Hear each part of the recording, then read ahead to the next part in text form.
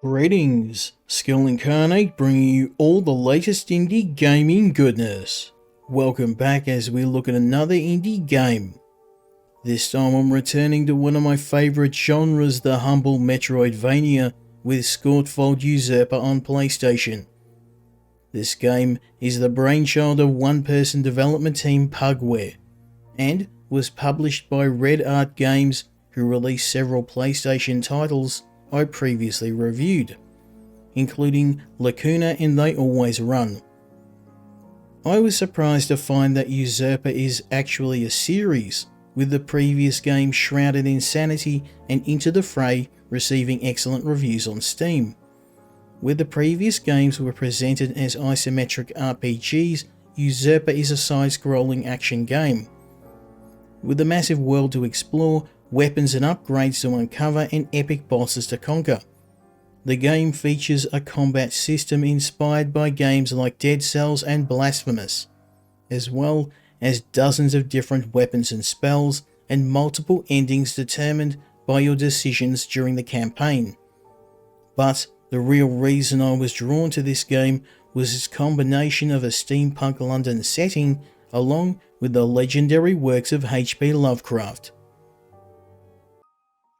While the story does take place immediately after the events of the previous game Shrouded in Sanity, the player doesn't need to have finished it to understand the story of Usurper.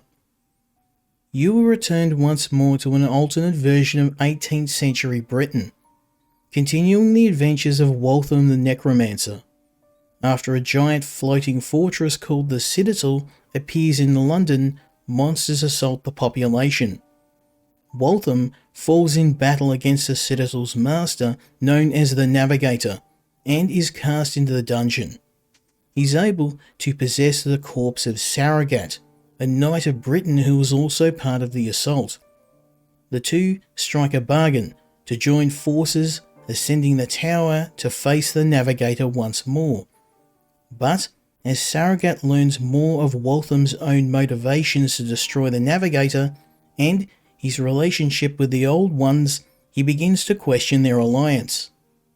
The developers have placed a ton of lore and Easter eggs into the game, including references to anime like Berserk, Evangelion and Hellsing. These also influence the level design, with ramshackle towns full of deep ones, a giant cathedral with fallen angels, and a clock tower with giant gears and mechanical golems. The player controls the resurrected Saragat as he battles his way through the Citadel with assistance from Waltham, their goal being to defeat the Navigator and save London. As you explore the Citadel, you'll battle monsters directly inspired from Lovecraft's work, including corrupted humans, rifle-wielding deep ones, Yithians and shadow beasts. In addition to the Dark Souls-inspired combat, the player will have to manage the new guard system, which takes the form of a rechargeable meter. This doubles as both an energy shield protecting you from harm as well as your stamina bar. This works in a similar way to Bloodborne's Rally, encouraging an aggressive playstyle where you can charge your guard meter by successfully dodging or parrying attacks, and then use it to power your own attacks or your shield. While I struggled initially, once I mastered the guard I became a powerhouse, dancing through enemy attacks and cutting them to ribbons. The game features a leveling system allowing players to choose their build, from a pistol-wielding hunter to a pure magic build, devoting yourself to one of the Elder Gods and accessing their power through forbidden tomes. You'll also acquire additional abilities by hunting down the Citadel Guardians and defeating them, which in turn unlocks more of the Citadel to explore. When I first played Skautfold Usurper, I was a little disappointed. The art style isn't as polished as other Metroidvanias. The map was a bit on the small side, and the campaign can be finished in 4 to 5 hours on your first run.